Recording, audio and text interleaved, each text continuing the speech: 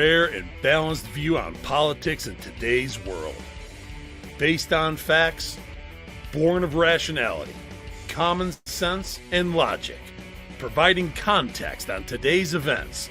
This is American Perspective with Rick Thomas. Hello, everyone, and welcome to American Perspective. I am your host, Rick. Hey, just spent a couple minutes over on Judge Wild's program. You should go and check it out. It's Intelligent Talk with Judge Wild. He does it right before I come live. I think it starts at like 4:30 Pacific time. That would be 7:30 East Coast time. And you should go and check it out. Seriously. So, there you go. Anyway, so I got a new background. Yep, bar in the background. Like I said, I'm going back through my whiskey bar backgrounds now. So there you go. Let's go ahead and do a quick round. Let's see. I see Becky over on Facebook. Hello from Danenda.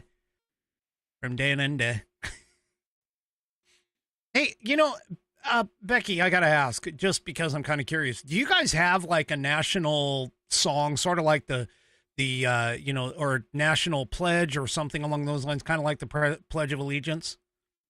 Do you have that down in Australia? Am I even close to sounding like a real orca?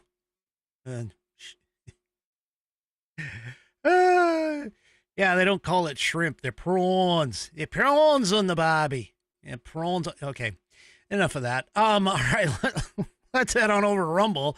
Rumble, we have 3 Chevy, Bonnie, my news, Bam showed up. Yeah, Bam was having some fun over on, George Wild was having some fun with Bam there toward the end before I had to leave to come on over here. But anyway. Yeah, you really ought to check out Judge Wild's thing. Seriously, I mean, that's what we got to do. We got to get Judge over there, or Judge. We got to get Judge some more people. So we got to go and check it out. Anyway, highly check it out. It's on Rumble. It's snarky news for everybody. Oh, I reckon we should have a prisoner swap. Yeah, I'd agree. I reckon we should. Yeah, I'm not trying to insult you, Becky. I'm just testing out my accents. Not that I'm any really good at them, but anyway, yeah. All right. Oh, yeah. You should. Bam is asking for the Bam emoji. You should ask Judge Wild to send it to me. He'll send me that emoji, and then I'll put it in. All right, let's go ahead and get things kicked off. Tonight is, of course, down to business.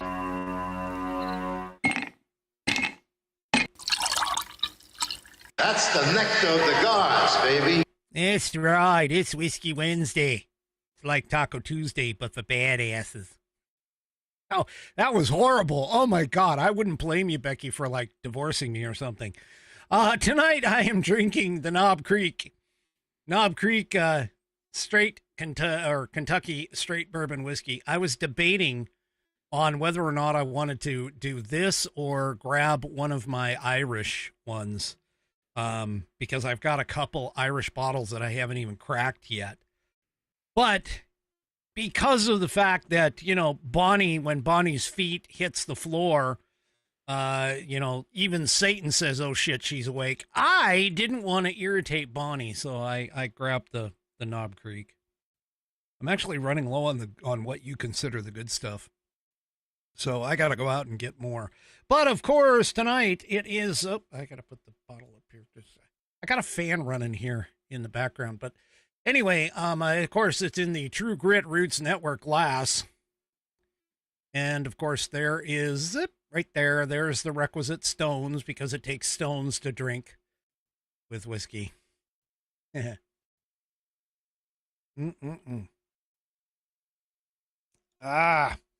some good stuff. I got to be careful. It's a little warm here, warm for us. And of course, being here in the studio with the lights And, the computer, as it ramps up to do all of the video encoding and everything else, yeah, let's just say it kind of heats the studio up a little bit. So I got a fan over here on the side blowing on me.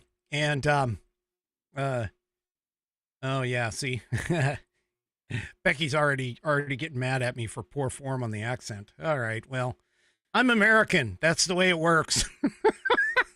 We barely have any kind of ear for even our accents that we have all over the place because, anyway, like I was saying, I got a fan over here. It's blowing on me, so I got to be careful because my napkins will slide off the table if I'm not careful when I go to pick up my whiskey. So, anyway, all right. Enough about that. That was, obviously it's Whiskey Wednesday, and, unfortunately, I do not have a pet of the week. Although, oh yeah, and Becky, I'm also being told that I can't do a Southern accent either. Like I said, I'm American. We just don't have the ear for accents. Although technically, Bonnie, you're not supposed to have an accent. Anyway, let's just go on. Oh, yeah, okay. All right, let's go ahead and get things kicked off here tonight. Let's see. Tonight should be definitely not Karen, if I remember correctly. Tonight should be definitely not Karen. So if you are of mine, please stand, remove your hat if you're wearing one, and, follow along with, definitely not Karen. Place your hand over your heart and follow along with definitely not Karen as he recites the Pledge of Allegiance. I pledge allegiance to the flag of the United States of America, and to the republic for which it stands, one nation, under God, indivisible, with liberty and justice for all. And, of course, I thank you, definitely not Karen, for submitting that wonderful rendition of the pledge here. If you would like to hear your rendition of the pledge played here on the program, all you need to do is record yourself performing that pledge in your style, whatever kind of style that is. You perform it, you can recite it, you can, we have the girls band and stuff like that. So there you go. And, send it, take that audio file, video file, whatever kind of file, attach it to an email and send it off to me. Send it to fans, FANS, at AmericanPerspective.online. Send it to fans at AmericanPerspective.online. And of course, tonight being that it is Whiskey Wednesday, and that means, of course, it is TGRN time. So here it is. True Grit Roots Network is TGRN.net is our home on the web. Now, we have two separate channels. We have the Walter Trout Blues Rock Radio. We also have Dallas Moore Outlaw Radio. There they are. There's their logos on the screen. And you can listen to both of them right there on TGRN.net. You go and head to the web and you can listen right there on their widgets. You see those little play buttons. You can go ahead and hit the play. And you can also play it on Alexa as well. Thanks for the reminder, Bonnie. All you need to do for that is just ask Alexa. Say, Alexa, play True Grit, or actually play Dallas Moore Outlaw Radio from Live 365. That's the key, is the from. You got to say from, not on, from Live 365. May take her a minute to find the channel.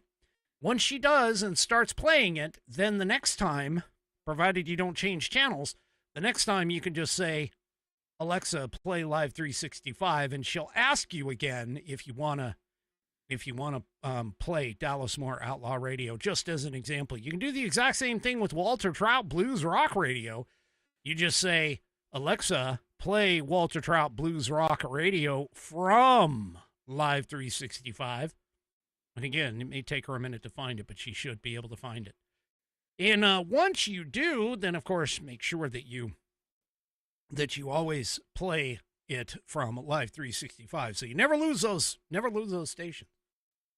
And I got to tell you, in the back end, the Dallas Moore Outlaw Radio was having some challenges with some connectivity issues. We've worked most of that out now, so it is nice and clean and steady and everything else, at least for the moment. Hopefully we won't run into any more technical challenges there, but it's nice and steady and clean, so you can go and check that out. Also, if you would like to listen, you can listen on our app. And here they are, tgrn.net. You can come to the page. It's on the front page. You come to the page and you can click on either logo here for either the App Store or Google Play, and you will download our app. Now, each channel has its own app. So you got to pick up, both of them if you want to listen to both channels from tgrn.net, but that's okay. Not a big deal. They're kind of small. They're not that huge. So go ahead and do that.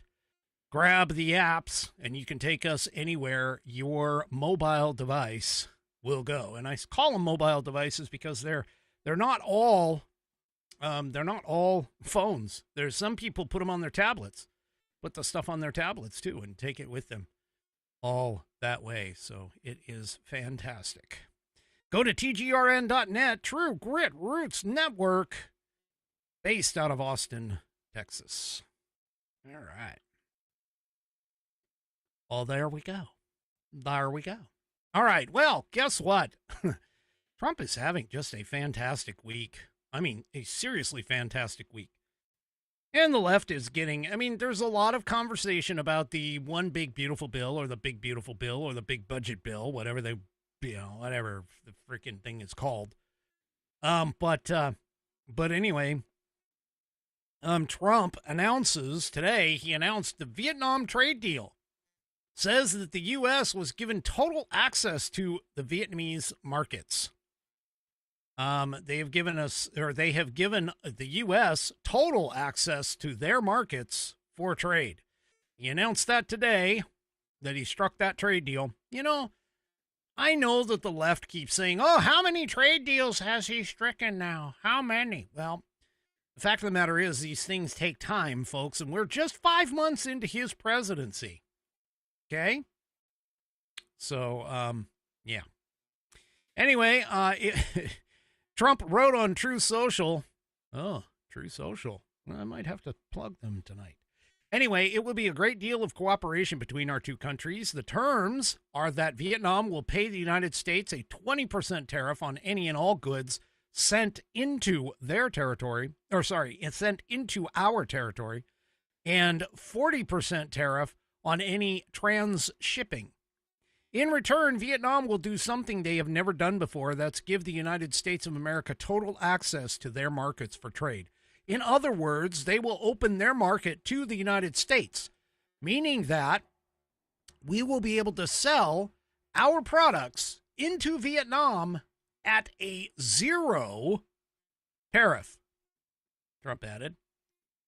Trump says that he reached the deal after speaking with To Lam, the General Secretary of the Communist Party of Vietnam.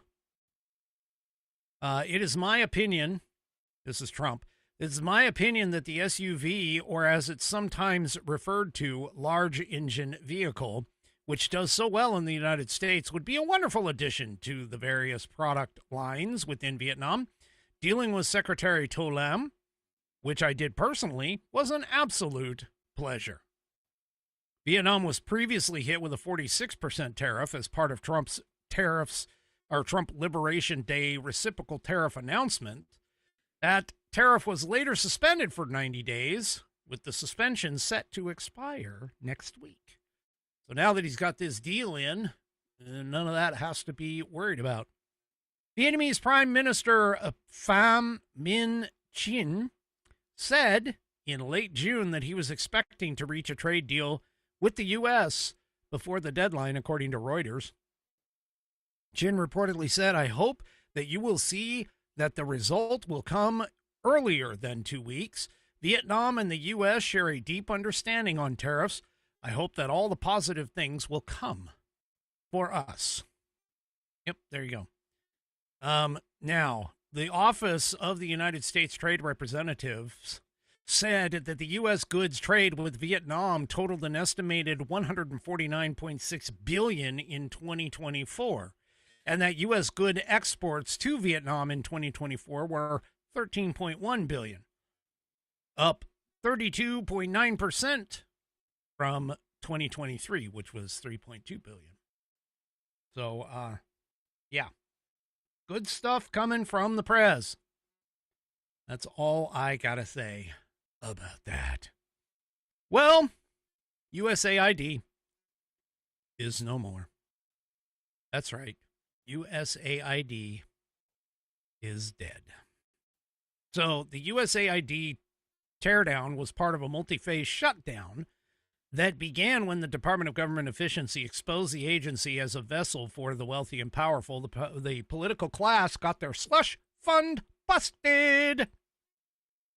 It was whittled down to a nub by Doge and then absorbed into the State Department, and now Secretary of State Marco Rubio signed its final death warrant.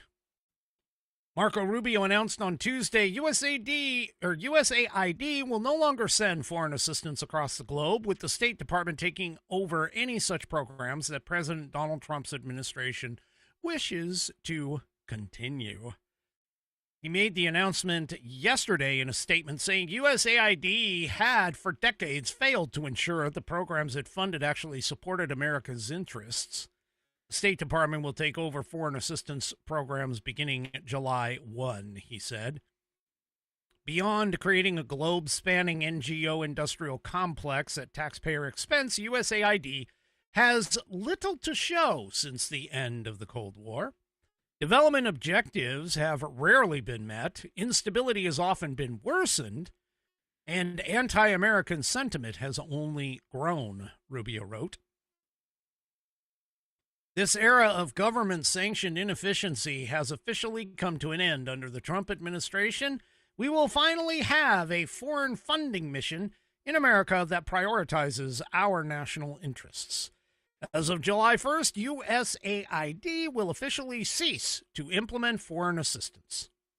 Foreign assistance programs that align with the administration policies and which advance American interests will be administered by the State Department, where they will be delivered with more accountability, strategy, and efficiency. Continue. So, yeah, there you go. And Schumer, of course, was outraged. He was... Now, I don't know why Chuck Schumer thinks this. I really don't. But, I mean, seriously, this guy... Why does he think that this is like some sort of a fantastic thing that's going to cause, millions and millions of people to die? Well, let's take a look at this. Also know this is just the beginning. If Doge attacks USAID today, then you can be sure they'll move on to another target tomorrow. Who knows? Maybe it'll be the Postal Service or the IRS or even the Social Security Administration. They could be next. Or maybe our national security agencies. Okay, so let me ask you, because I really got to ask, would anybody in this audience really be sad if the IRS were to get attacked by Doge and destroyed? I mean, I wouldn't. I would have no problem whatsoever for the IRS to be abolished. Yeah. Have Congress come back and, of course, take over their job of laying and collecting taxes. They farmed that out when the IRS was created. I think that's a bunch of crap. And besides that, why not cut down the Social Security Administration? I mean, again, I know it's going to hurt for even a lot in this audience. But the reality of it is that the Social Security Administration has grown. First of all, it is unconstitutional based on Article 1, Section 8 and the 10th Amendment. But beyond that, it has overgrown its boundaries. It's sending stuff or giving stuff to people who have not paid into the program. And, it just, this is crazy. This is nuts. So yeah. Sorry, Chuckles the clown, but I personally believe that the IRS should be shut down. Absolutely. I think it should. It should go away. Oh, it's absolutely terrible to think of that the IRS is like, oh, gone. Anyway, and of course, everybody is freaking out about this. You know, okay, I gotta put this up here only because of the fact that this is so true. All right, look, Bonnie, I understand you've paid into that program, meaning the Social Security Administration, all of my life, all of your life. I've paid into it pretty much all of my life. The problem isn't that we've paid into it. The problem is that the government has essentially utilized that money in ways that it shouldn't have even been touched. That what it should have been is it should have gone into a savings account specifically tied to you and not anything else. And unfortunately, there were Democrats who started taxing it. Joe Biden, who proposed it, not only once, but twice they taxed it all. And then there was some talk about them, and I don't know for sure if this 100% happened, but there was some talk about them using it as part of the general fund, being able to dip their fingers into the damn account.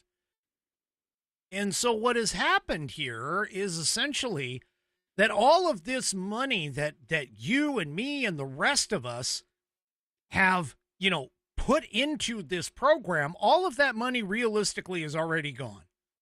What is left over, or what is coming in now, is all of our children and grandchildren paying into the program.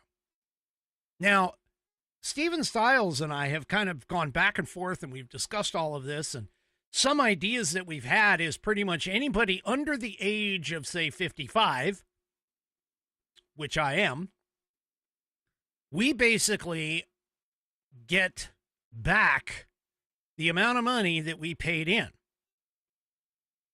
Just tax-free. Just give me the cash. That's it. But we no longer pay into it. Now, that being said, anyone who is older than 55, especially those who are already pulling from Social Security, you guys stay on the program. And somehow the taxes are going to have to come into play. But the point is that you got to end the program sooner or later, because right now it is an unsustainable thing, and I'm not going to actually get anything out of it realistically. I'm not anticipating it at all. I've said that on the program. And I don't think anybody who is younger than I am should expect to be able to get Social Security moving forward. I mean, this thing is supposed to go insolvent by 2032, I think. Most of these giving programs need to be essentially wound down and finished off. And so there you go. And you could potentially, we could take it all in one hit, honestly.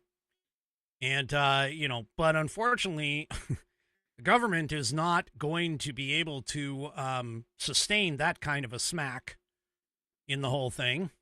But something is going to have to be done. That's just flat out what it's going to have to do. Is something is going to have to be done. So USAID is gone. Trump has got a couple of trade deals, and now Trump is getting some money. Well, not directly, not him, but CBS has finally settled. CBS has finally settled the massive problem, or the massive thing that they had. The massive thing that they had with the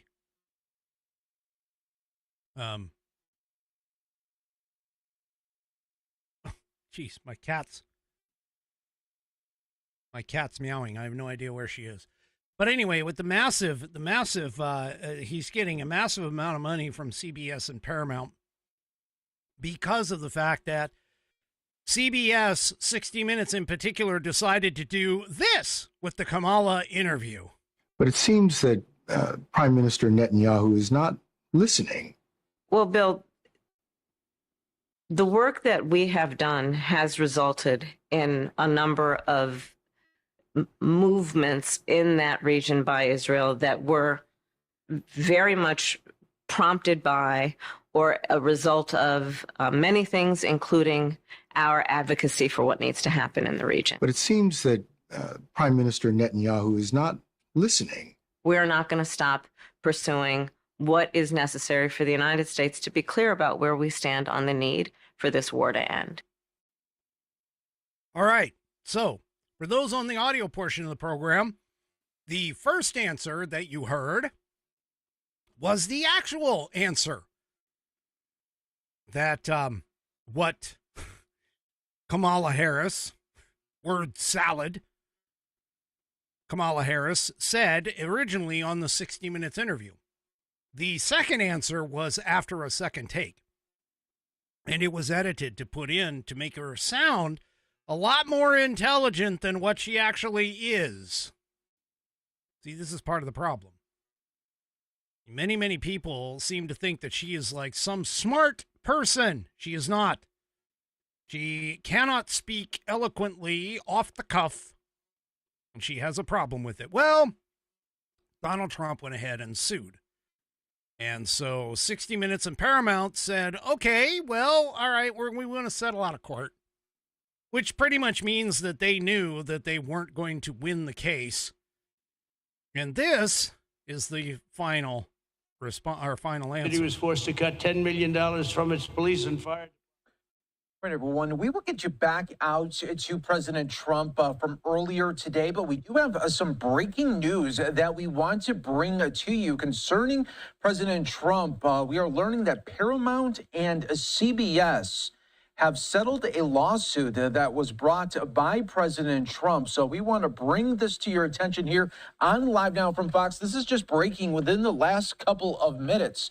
Paramount Global and CBS have agreed today to pay President Donald Trump a sum that could reach north of $30 million to settle the president's election interference lawsuit against the network.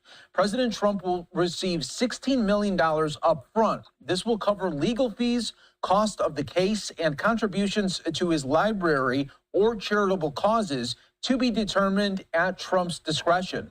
There is an expectation that there will be another allocation in the mid-8 figures set aside for advertisements, public service announcements, or other similar transmissions in support of conservative causes by the network, Fox News Digital has learned. Sources close to the situation told Fox News Digital that CBS has agreed to update its editorial standards to install a mandatory new rule. Going forward, the network will promptly release full unedited transcripts of future presidential candidates' interviews. People involved in the settlement talks have referred to this as the Trump rule. Trump was seeking $20 billion in his lawsuit against CBS over its handling of a 60 Minutes interview last year with then Vice President Kamala Harris, accusing the network of election interference leading up to the 2024 contest. CBS is not acknowledging any journalistic wrongdoing with the settlement. The lawsuit alleged CBS News deceitfully edited an exchange Harris had with 60 Minutes correspondent Bill Whitaker, who asked her why Israeli Prime Minister Benjamin Netanyahu wasn't listening to the Biden administration. Harris was widely mocked for the word salad answer that aired in a preview clip of the interview on CBS Face the Nation. All right, I'm not going to finish that clip. That clip is, 5 minutes long, but we've listened to about 2 minutes worth of it. So, yeah, so there you go. Donald Trump is getting money. Not him personally. He's going to, of course, donate it or whatever. But the point is that the journalistic integrity of CBS News or Paramount, 60 Minutes at the minimum needs to be like kicked to the curb. 60 Minutes should literally be off the air for this, honestly. But yeah. So there you go. So basically, to break that down, Trump is going to receive $16 million in the beginning to pay for his legal fees and to be able to hand it off to certain charities and that kind of stuff. And then he will receive a undisclosed total number, but more payments in the future that are potentially going to make it to where he is going to receive more than a total of $30 million overall. That's going to go to, again, charities, ads, public service announcements, things of that nature. So, hey, guess what? Leftists. Yeah, this is what accountability looks like. Okay? This is what accountability looks like. Well, the left, of course, keeps saying, oh, yeah, Trump is doing such a bad job. He's doing so horrible, and people, people don't like him, and so on and so forth. Well, guess what?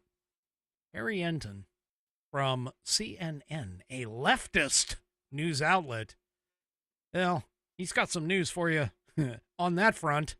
And I don't mean news like good news. Here, take a listen.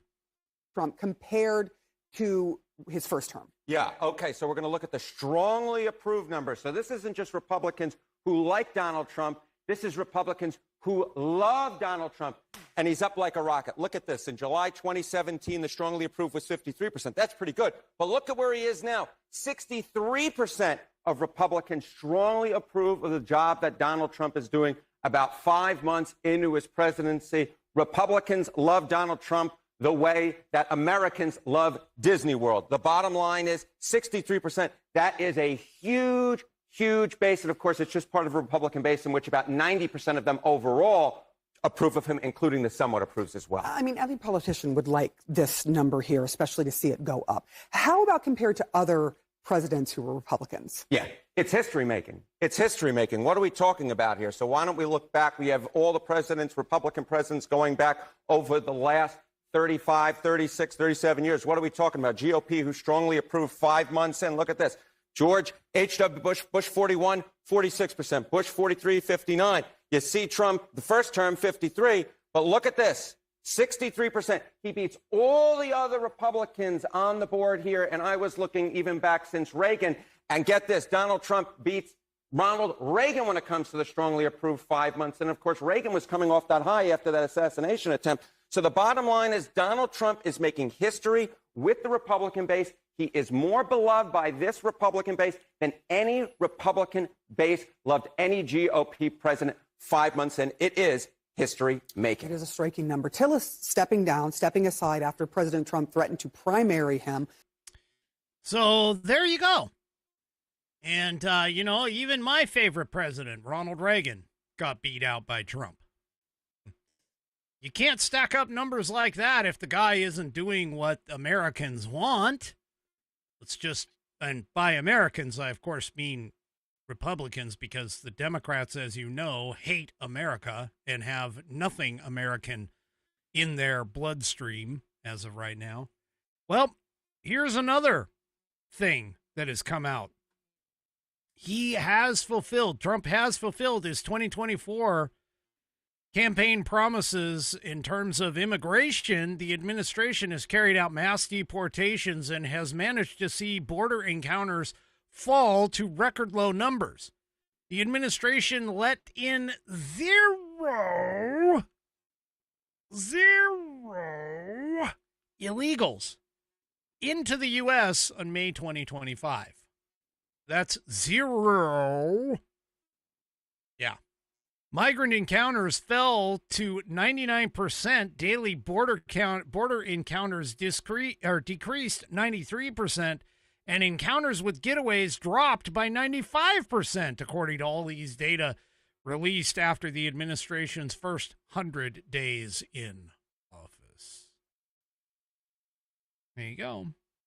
ICE arrests have surged to 2,200 in a single day in early June, and the agency has made more than 100,000 arrests since Trump began his second term. We also can't forget, in terms of another piece, is the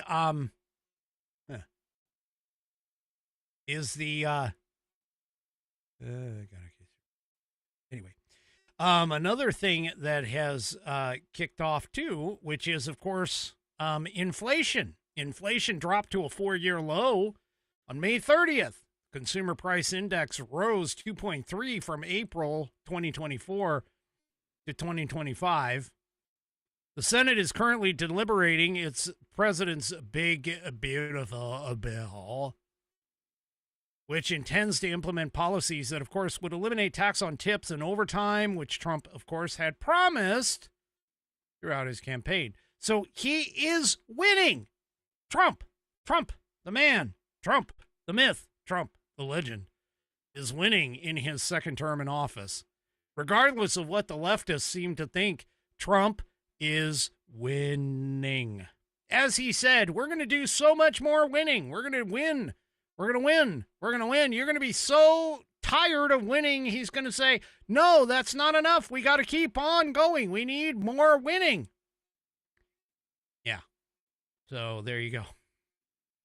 More winning, more winning, more winning. Well, speaking of winning and pissing off the left, Alligator Alcatraz. Alligator Alcatraz. But before I get into that, let me go ahead and tell you about this absolutely wonderful social media website put together by none other than Donald Trump.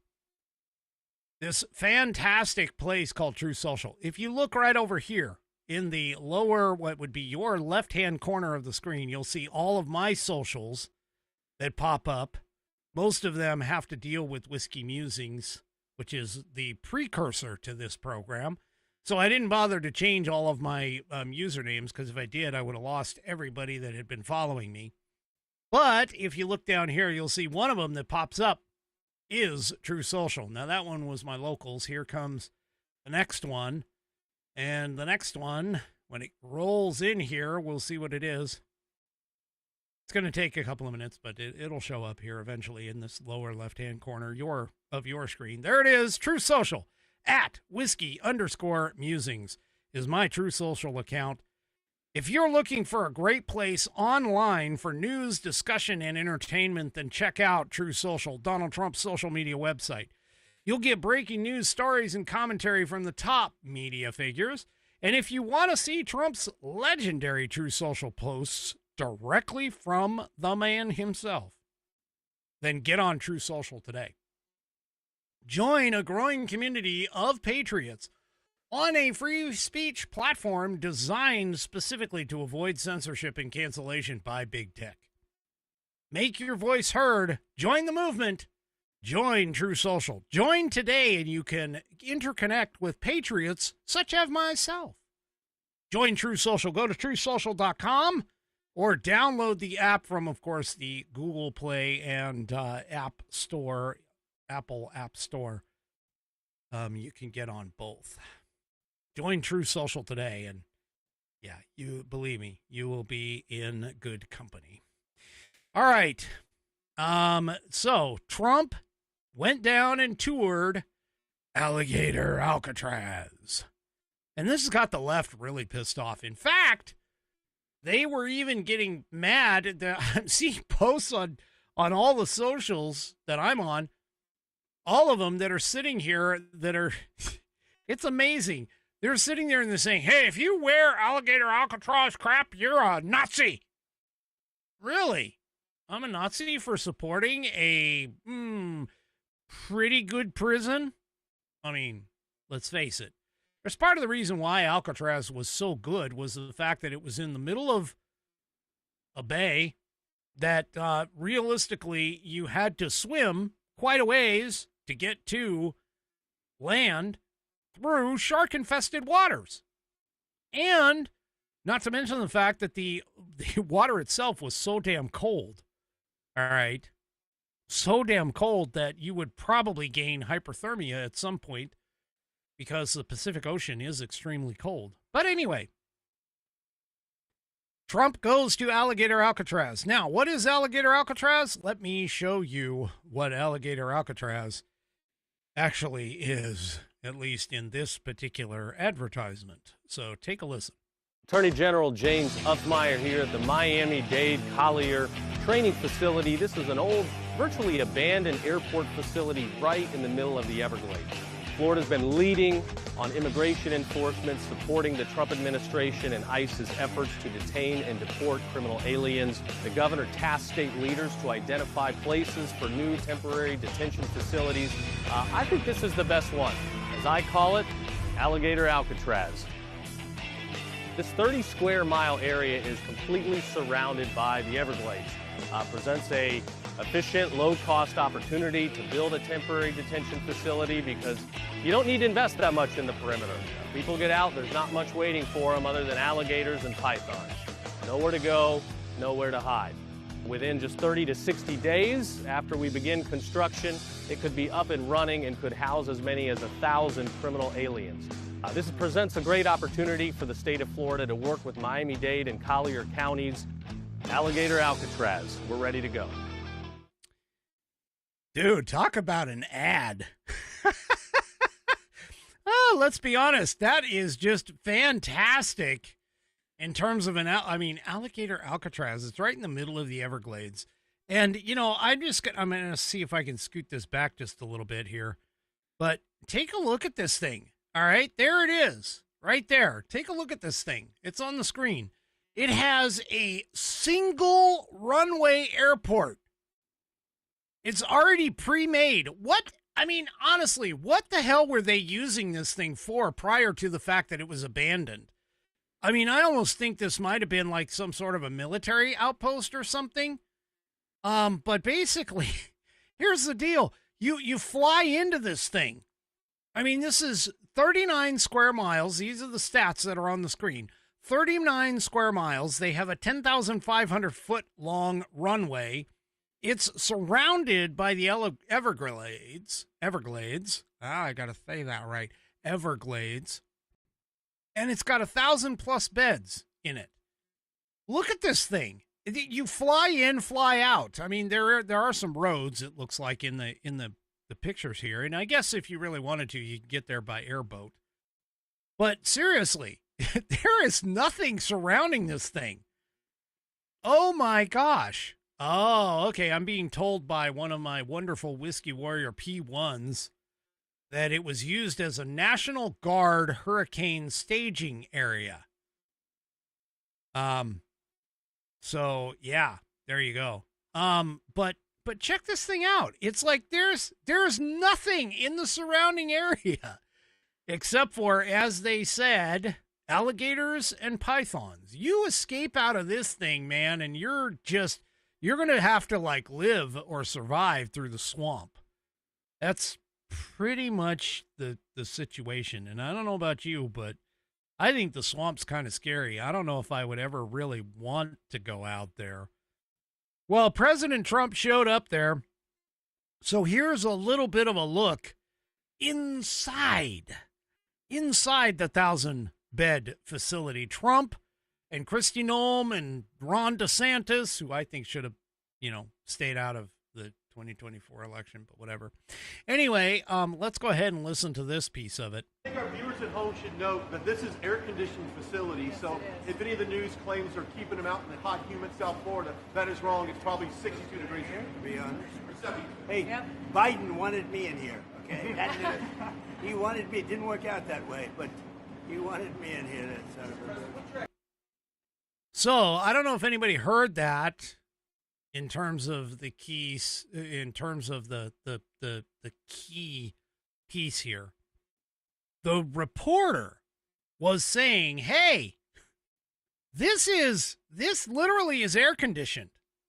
So they put up what appears to be like tent-like areas for those that can't see on the video, but they apparently put up some tent-like buildings, and they've got cages, like literal, I'll call them fencing type cages that they've got beds inside in. And this is, of course, to house the potential prisoners. But this is air conditioned. This is not like what Joe Arpaio put out in the middle of the desert. Okay, these are actually decent conditions for them to go. I mean, other than the fact that it's in the middle of the Everglades, they've got air conditioning. So, yeah. Oh, chain link fence. Thank you for that, 3 Chevy. Saying chain link fence. But anyway, the point being is that, again, this isn't like horrible. This isn't, just absolutely horrible conditions like the Democrats want you to think. This is a fairly decent facility for housing people. And again, you fly in, you fly out. And, well, here is Trump. And he's talking about how Ron DeSantis helped create this place. And he's giving Ron DeSantis props. So well with the federal government. It's been just a beautiful, beautiful partnership. So, Ron, I'd like to thank you personally. You are my friend, and you'll always be my friend. And we may have some skirmishes even in the future. I doubt it, but I will always come back because we just we have blood that seems to match pretty well. We have a relationship that's been a very strong one for a long period of time, and I appreciate it. Very much appreciate it. So apparently, based on this, Trump is basically saying, hey, Ron, you're okay. You're all right with me. So that's really cool. And let's see. So, I mean, yeah. Anyway, here's a idea by Trump and Ron. They're both there. This is we're offering up our National Guard and other folks in Florida to be deputized to be immigration judges. We're working with the Department of Justice for the approvals. I'm sure Pam will approve. But then I'll have a National Guard judge advocate here. Someone has a notice to appear. Biden would tell them to come back in 3 years and appear. Now you'll be able to appear in like a day or two, so they're not going to be detained, hopefully, for all that long. We'll have people here in this facility that can make, it's a bureaucracy. The president's got to deal with the bureaucracy. Now, that Supreme Court ruling was good because that's going to allow him to be able to exercise Article 2 the way founders intended, but you still have bureaucracy. So we want to cut through that so that we have an efficient operation between Florida and DHS to get the removal of these illegals done. That's actually a fantastic idea. I think that Ron DeSantis is applying an out-of-the-box thinking to something that apparently is a bit of a problem. Now, you need to understand something here. Let's be completely open and honest about this, all right? An immigration judge literally is just a lawyer who has been granted special powers. It's not like an actual judge, if you can kind of understand the difference here, okay?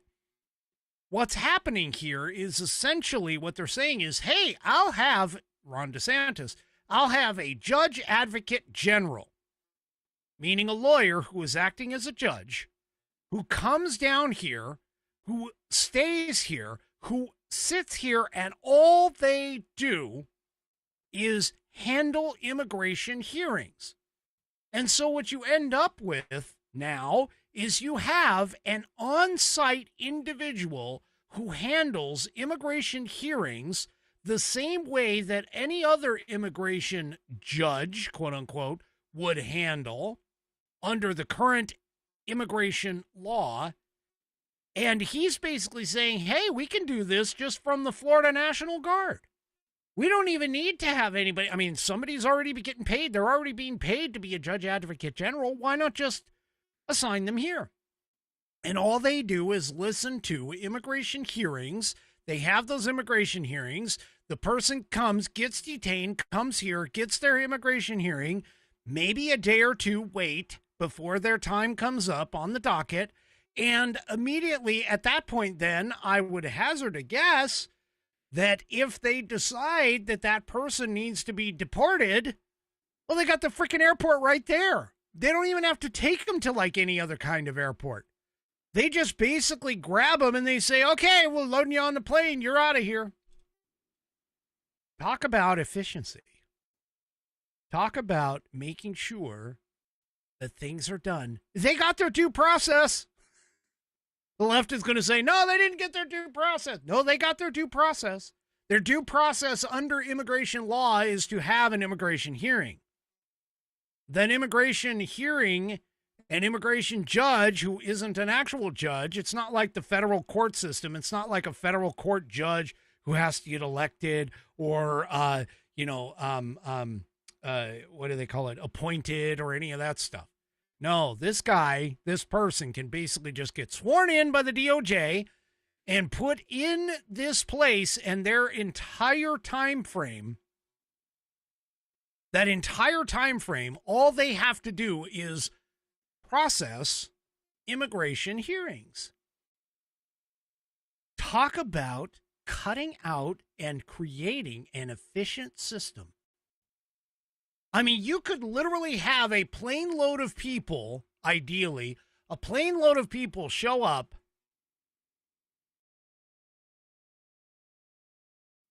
at this facility. You could have 500, a couple hundred, whatever. They get housed. They wait for their hearing. Their hearing day comes, and as soon as they're done, they wait for maybe another day or two. I mean, you could have a turnaround of about a week in this place. I figure, you could fly them in on Sunday night. They'd be there Monday, Tuesday, get their hearing on Wednesday. They're sent back out on, Friday night is when the flight goes back out. They're there for maybe a week. Oh my gosh. That is incredible. What a out of the box thinking idea. Holy crap. I mean, it's so brilliant. Even I would love to have come up with it, but that is a brilliant idea, man. Talk about an out of the box thinking. And by the way, even the writer of the article in Red State, where I'm getting this information from, says seeing Donald Trump and Ron DeSantis working together is a positive development. They are both warriors on the same team, and for the team to be at its best, they need to be operating in concert. And he puts in, or she, whoever this is, let me see. Who is this? This is Bob. Okay, so this is a guy, probably. Although I can't, I might misgender him, but I can't put that in there. But anyway, Bob says, Ron DeSantis was the single most effective, fair, and frankly wise governor in the nation during the COVID crisis, something I will never forget because I suffered, meaning Bob, suffered under the worst offender, California Governor Gavin Newsom. Yeah. Oh, yeah.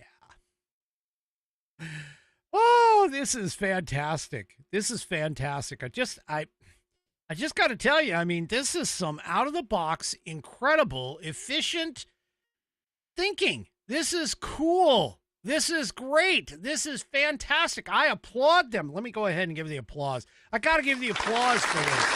This is the applause, folks. Sorry, it came through at least a little too loud for me, but that's the applause. Applaud Ron DeSantis and Donald Trump for thinking this way. Well, the left, of course, doesn't like it. They hate it. And one of the first people on the top who hate it is, of course, Joy Les Reed. At least that's what Mark Levin calls her. Joy Les Reed. Yeah, she is still around, people.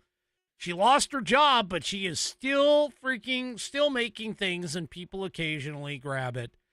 She now is doing a podcast, I guess, called The Joy Reid Show. Anyway, let's go ahead and take a listen to what Joy Reid has to say about this wonderful place known as Alligator, Alcatraz. I had to forget about him, but Ron DeSantis is still governor of Florida.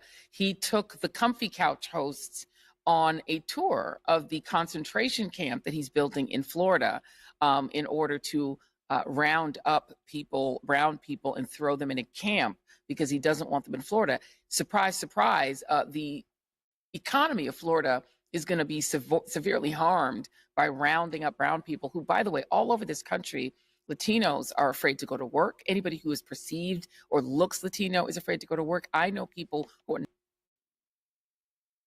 Now notice. Notice how she frames the narrative. First of all, she used the term concentration camp. I hate to tell you this. But it's not. It's not even close to a concentration camp. I mean, first of all, there's no train tracks going in and out. I'm sorry, that was bad. Woo-hoo-hoo. That was bad of me to say. But all of that being said, I mean, they've got air conditioning. I don't think that Auschwitz had air conditioning. Also, she talks about how they're rounding up brown people. No, Joy, you're stuck on the skin.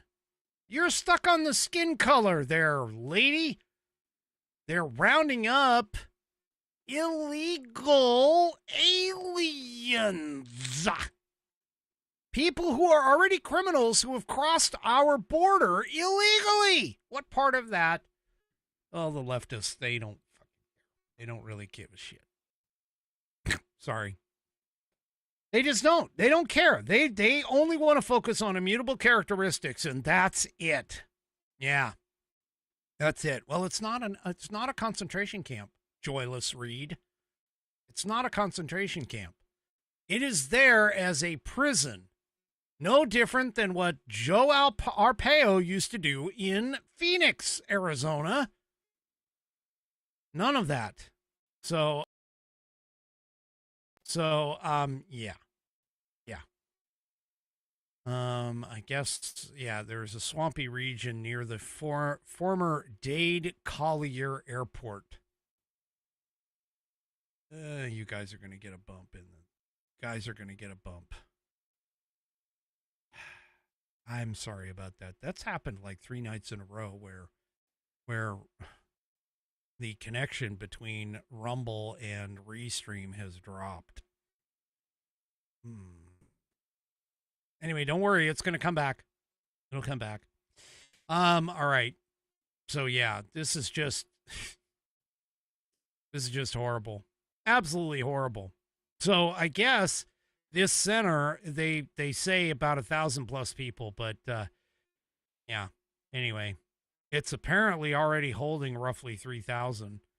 Immigration judges are stationed on site to expedite deportation hearings within 48 hours. Can you hear that? Within 48 hours. 48, that's 2 damn days. Like I said, 1 week. Man, you fly in on Monday, you're flying out by Friday. Oh my gosh, that would just be awesome. That would just be awesome.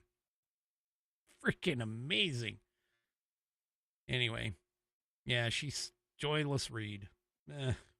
Another one of those leftist lunatics who just needs to go away. Don't go away mad. Just go away. All right, so Alligator Alcatraz is huge. Man, they should build one of these in every state. Every border state should have one of these things. I'm telling you. Really should happen. Especially along like Texas, Arizona, New Mexico, California. They should have something out in the middle of frickin' nowhere. The middle of nowhere for all of this. And that's what they need. But anyway, I digress. All right, before I move on to the next one, I do see one of my favorites showing up here in the thing.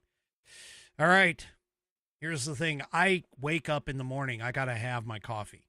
I've got a big-ass cup that's 16 ounces given to me by my kids, and I drink it every single freaking day, okay?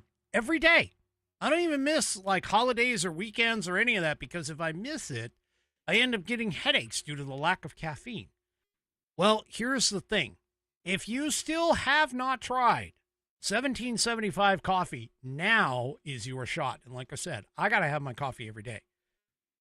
The 1775 starter kit just dropped. There are a limited number of units available. They say only 1,000, but of course they're going to sell out of those fairly quickly, so I'm not even going to say the number.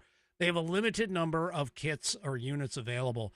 And in these wonderful kits, okay, you get the gold.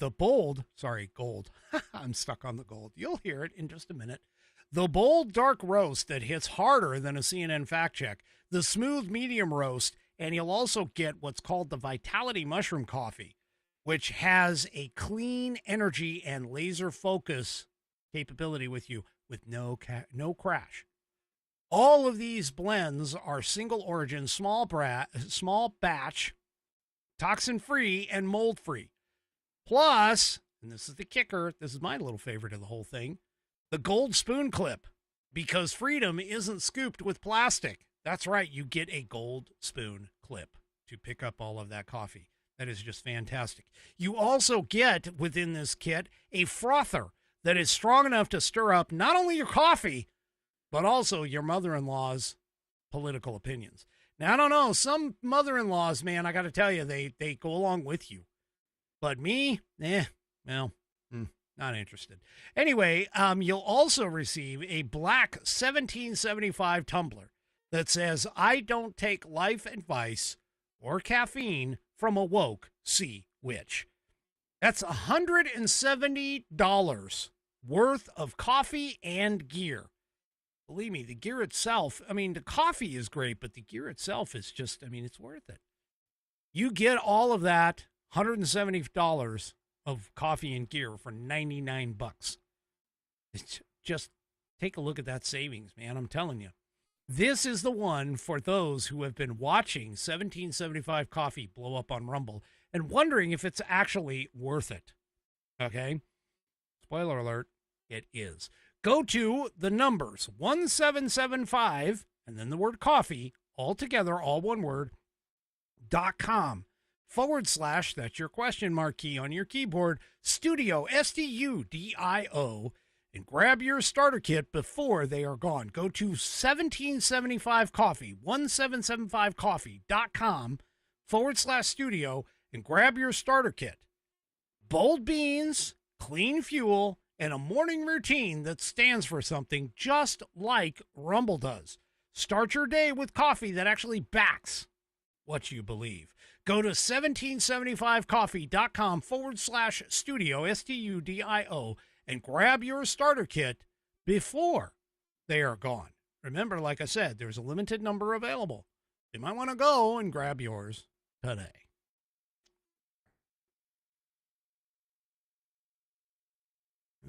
Looks like I got a couple others in here. I may have to play around with that if I have the opportunity here in another 20 minutes or half an hour. Anyway, you know, one of the key factors that we deal with in terms of an economy, when we're talking about how strong the economy is, when we're talking about how well America is doing, one of the things that we take a look at, one of the metrics, one of the factors, one of the key indicators that we look at in terms of the strength of America's economic market is whether or not we have a lot of U.S. job openings. Because let's face it, if we have high unemployment but no job openings, nobody's going to get a job. Everybody's competing for these jobs, and it's going to take time for things to come out. Well, guess what? Donald Trump wins again. The Donald Trump administration wins one more time. This, in the Epoch Times, U.S. job openings unexpectedly soar to 7.7 million as labor demand remains solid. So job vacancies in the federal government itself declined by 39,000 in May, so that's good. We don't want, because think about this, every time there is a federal government job, that means your taxes are going to it. So we really want smaller, limited government. But what we do want is for private entities to open up their doors and say, hey, we're looking to increase our workforce. Well, job openings have soared to a higher than expected level last May, signaling that the U.S. labor market's persistent resilience amid economic uncertainty. So job openings and labor turnover summary, known as JOLTS data, show that the number of job vacancies climbed by 374,000 to 7.769 million in May, from an upwardly revised. This is different than the Biden administration. Biden administration, every number was downwardly revised. But this one here is upwardly revised from 7.395 million that happened in April. The consensus estimate pointed to a modest decline, coming in at 7.3 million. So, still, the point being is that most of the May increase was concentrated in accommodation and food services, finance and insurance. And then, of course, conversely, the number of job openings in the federal government dropped, which is a good thing. People, that is a good thing. Trust me. When the federal government starts shrinking, that means your tax dollars no longer are needed. And they can start justifying cutting taxes. And that's exactly what's happened. So the job quits, which are the number of individuals resigning from their positions, did surge by 99,000 to 3.293 million. Quits were centered in trade, transportation, utilities, roughly around 70,000, and leisure and hospitality, roughly around 53,000.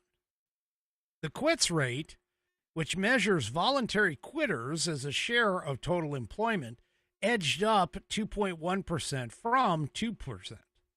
So it increased a little bit. But here's the thing, though. You have all of these job openings and job vacancies. These quitters don't necessarily mean that this is a bad thing, okay? This means that people are actually getting to be mobile in the job market. Now, quitting and going and finding another job or quitting and getting another job that might increase your pay or increase your benefits is a good thing. This is the good thing, all right? Now, the quits rate, I just told you this. So economists monitor that gauge, the quits rate, to determine workers' confidence in finding additional employment. Oh, that's another factor that's involved here. I mean, how are you going, like my dad used to tell me, you never quit a job unless you have another job, because it's always easier to find a job when you have a job. Makes a lot of sense. And it actually worked out quite well for me in my history, in my career. But the point is that economists pay attention to this because of the fact that the quits rate, if the quits rate is high, that means that workers, generally speaking, are going to be more confident in the fact that they can find another job. People, all this means is that the economists are pointing to the fact that our economy isn't as bad as what the mainstream media and the leftist moron Democrats want you to think it is. That yes, we're not necessarily all focused on Wall Street numbers because, let's face it, not everybody is invested in Wall Street. However, Wall Street does well. You have job openings that are plentiful. You have a quits rate that is increasing. All of these indicators point to one thing and one thing only, and that is that the economy itself is moving forward. Regardless of what you hear in the mainstream media about how things are stagnant, apparently the reality on the ground, boots on the street, is not quite that way. That they essentially are saying boots on the street, on the ground, boots on the street. They are basically saying, yeah, we're fairly confident that it's, especially now, that we can get a new job because there are job openings. If there weren't that many job openings and the quits rate was really low, then you would say, hey, everybody's kind of like scared about this economy. They don't want to leave. They want to stay where they are. They're accepting, whatever kind of crap they're getting from their bosses or whatever. They're accepting all of that. But no, that's not the case.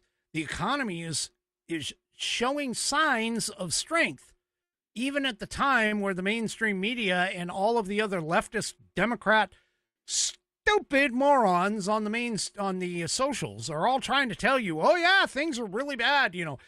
Gas prices are up. They're down. Grocery prices are up. No, they're down. Inflation is up. No, it's down. And you have these additional numbers adding to the same thing. So, and by the way, that confidence has been the case over the last several months. So the number of layoffs and discharges was actually flat, meaning that even businesses are not making a lot of changes. They're not demonstrating that, hey, we're losing money here by putting out layoffs and discharges, because companies are neither hiring nor firing. They're just kind of like stagnant. And that's actually a good thing, by the way. That's a good thing. All right. So the number of new hires was little changed at 5.5 million, but that's okay. That's all right. A stagnant is all right. It's not meaning that we're in a bad situation. So recent numbers, according to this piece in the Epoch Times, recent numbers, actually by saying, okay, this is quoting Mike Reed, who is a senior U.S. economist at RBC, says that recent numbers suggest that the United States is facing structural challenges rather than cyclical ones. In other words, the country is experiencing a labor shortage amid an aging population, a skills gap. Oh, skills gap. Hey. That whole thing about minimum wages. Oh, we got to get minimum wage increases for nothing, for people who are basically nothing. Okay? Yeah, no. Anyway, Reed said in a June 26th research note, he said, one of the long-standing theses on the labor market has been that retirements are providing a hidden tailwind for the U.S. economy. Not only does it help keep unemployment rate low, but it represents a fundamental shift in terms of how people behave after leaving a job. Okay. So, yeah. But still, folks, you need to understand that the U.S. economy created, according to early estimates, created 110,000 new jobs last month. Now, the unemployment rate did tick up a little bit to 4.3%. And there are some uncertainty around trade and immigration policies that have dampened demand for labor in June, according to Joseph Bruselas, who's a chief economist in RSM. But the U.S. labor market has faced numerous financial headwinds, including interest rates, tariffs, economic uncertainty. But while business optimism and hiring plans may have diminished, employees haven't resorted to broadly wholesale job cuts. So they're still kind of hanging and waiting. So this doomsday thought process that the left keeps pushing and saying, hey, by the way, oh my God, the economy's going to crash. It's going to crash. It's not coming out. It's not showing up. It's not necessarily presenting itself.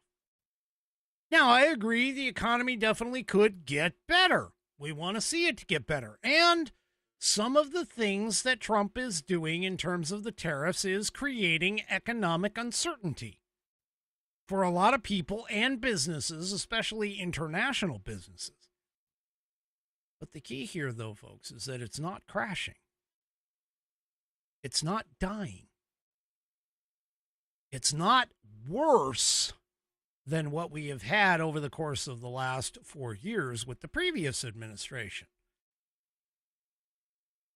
So what Donald Trump is doing, albeit may not be presenting a 100% positive effect right now,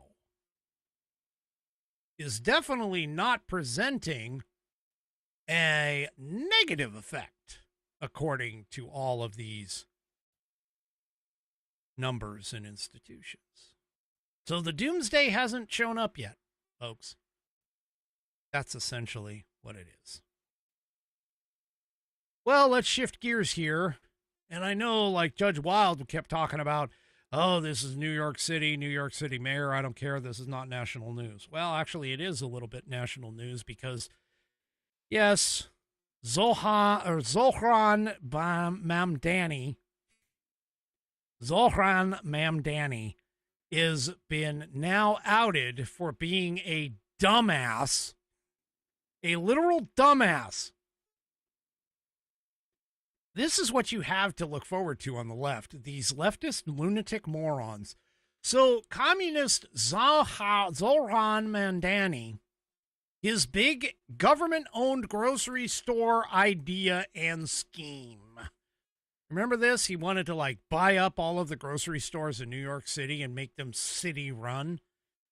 Well, it turns out that this dumbass,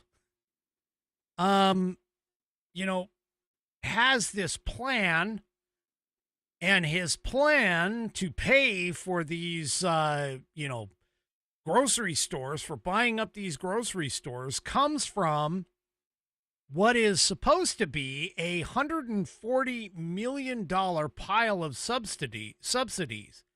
Except there's only one problem.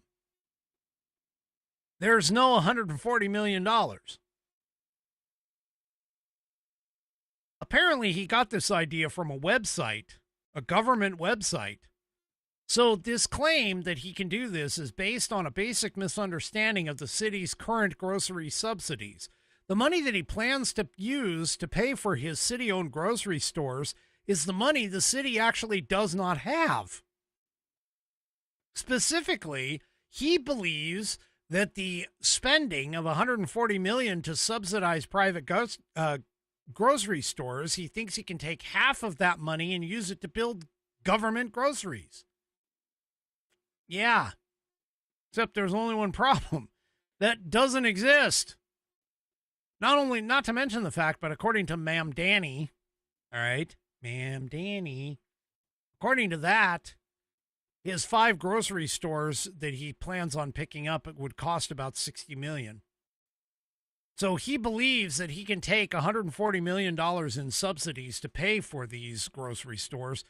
The money itself does not exist. The infographic on a website claimed that there was $140 million that had been invested into New York City's economy through what's known as FRESH, F-R-E-S-H, which is actually the city's tax break and regulatory relief program for food providers. The problem is that's almost all private investment from corporate-owned grocery stores that he yells at. Yeah. The city itself is actually only given about $3.3 million a year in tax relief. The Washington Examiner noted that in its write-up, it would take another 42 years for New York City to reach the $140 million in tax breaks. But even that doesn't underscore just how dumb Mamdani, or Donnie, whatever you want to call him, is, because without those tax breaks, you would not get rid of the over and above investment from private companies, which means that the total city revenue would likely decrease with his plans. Oh my God.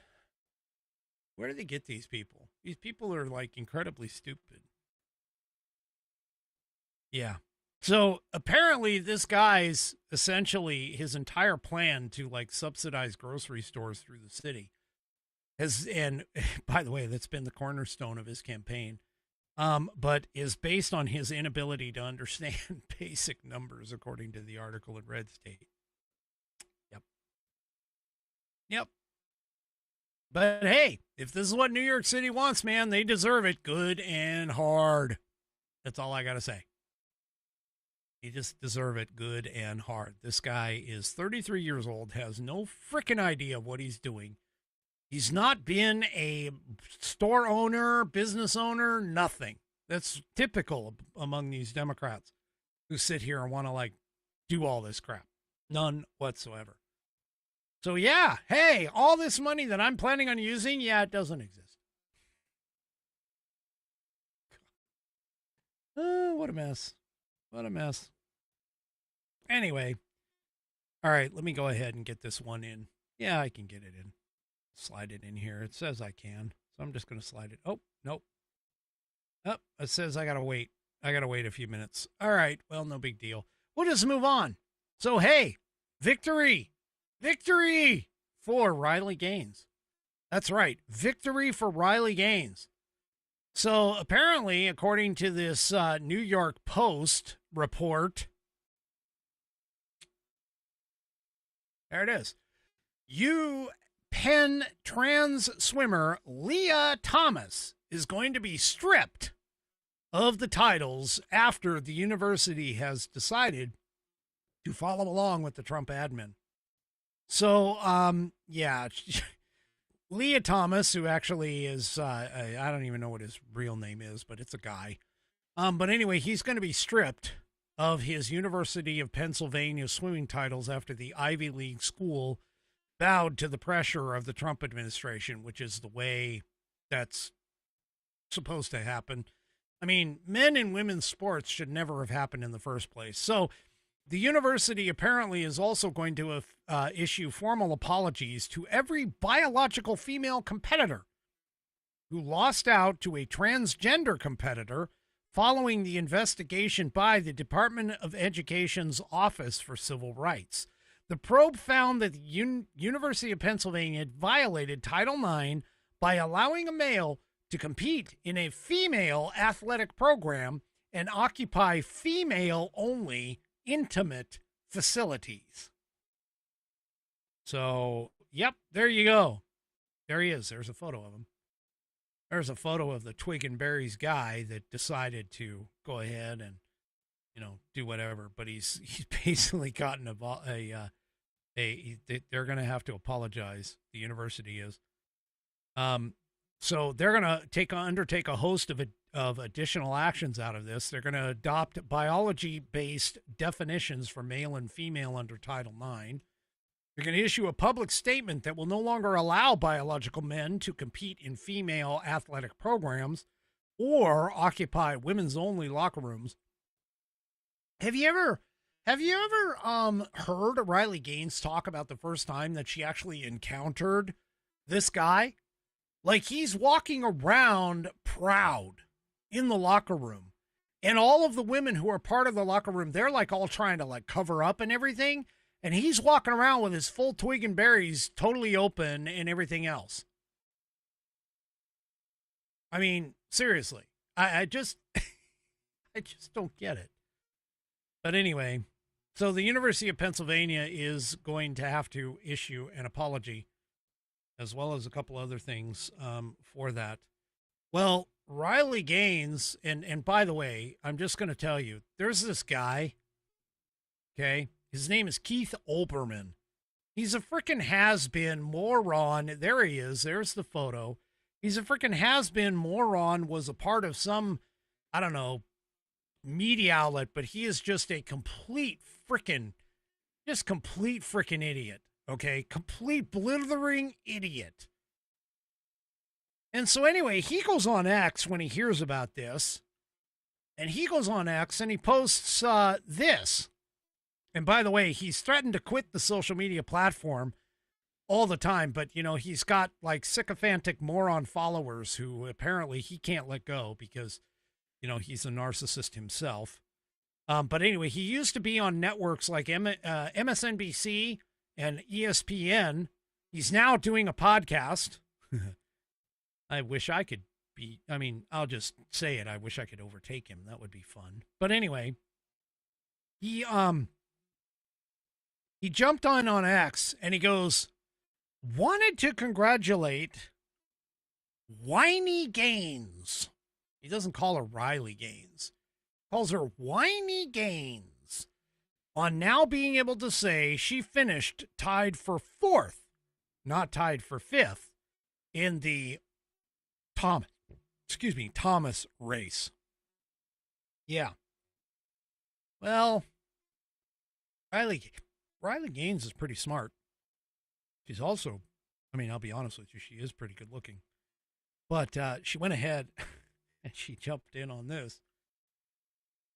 She writes on X as a response, "Thank you. And while you're keeping track, make sure to congratulate Emma Wayant. Emma Wayant, who is the rightful national champ in the 500 freestyle as well."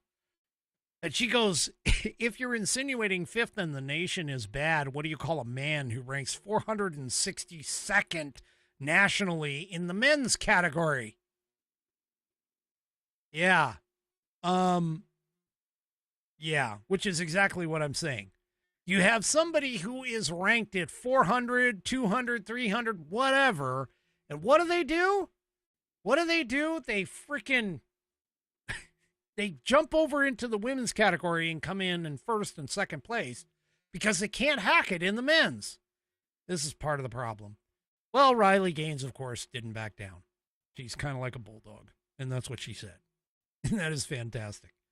This Keith Olbermann moron idiot, complete moron, deserves to be basically, yeah.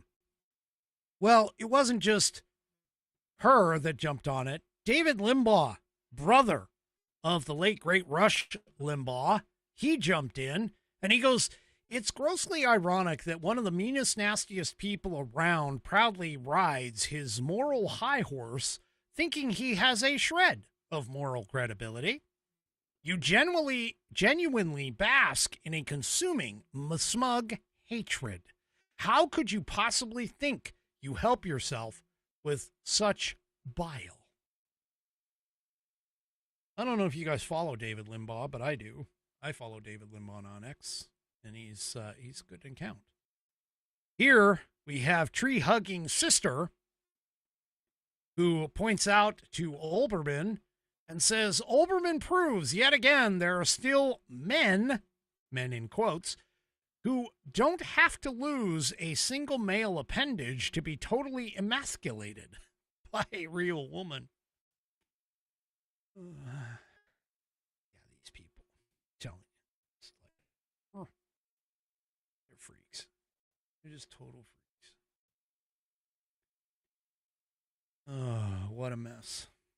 Well, but at least University of Penn has decided to back off and do the right thing, which they should have done a long damn time ago. A long damn time ago. Okay, in the final moments, I just got to say this, not that I really care, because I really don't. I mean, other than the fact that if the guy was really all that bad, and I'm not saying he's not, but apparently a court of his peers decided, and this I'm talking about Sean P. Diddy Combs, he was found not guilty of racketeering and sex trafficking, but he was convicted of a few lesser charges. So Sean P. Diddy Combs, who was a one-time global hip-hop titan, whose federal trial unveiled harrowing testimony accusing him of sexual abuse against women and forced drug-dazed freak-offs, was acquitted today on racketeering, conspiracy, and sex trafficking, but found guilty of the lesser charges. Now, the jury's verdict delivered on the third day of deliberations declared Combs not guilty of 1 count of racketeering, conspiracy, 2 counts of sex trafficking by force, fraud, or conviction, but he was guilty of 2 counts of transportation to engage in prostitution. Now, the verdict, of course, is seen by a win for Combs and his defense team. And by the way, they didn't call a single witness, which I think is kind of odd, but they didn't call a single witness during the 7-week trial. So after the verdict was read, apparently his family stood in the background clapping and cheering. Combs fell to his knees in prayer. As he left the courtroom, he told his family, "Thank you, I love you." Now, honestly, what I'm just going to say about this is this, and this is true. You can get Sean P. Diddy Combs off for absolutely horrific stuff that he is accused of, but now has been acquitted of. And yet, you can make up charges against a former president and at the time candidate for president And you can just make shit up out of the air and get it passed in New York. This is what people don't seem to understand. You're not going to get a clean and fair trial in some of these places if you are anything but a Democrat. That's my final thought on the matter. All right, folks, that is it for me for this evening. Do me a favor, if you haven't already, head on over to rumble.com, get yourself an account. It is free. And once you are signed up and signed in, don't forget to search up that American Perspective channel and hit that green follow button to get notified every time I go live. Also, too, don't forget to give me a thumbs up or a thumbs down if you really want. Across all of my platforms, whether it's X, YouTube, Facebook, and of course the aforementioned Rumble. We will see you tomorrow night, 5 p.m. Pacific, 8 p.m. Eastern Time, right here on American Perspective. Have a great rest of your evening, and good night, everybody.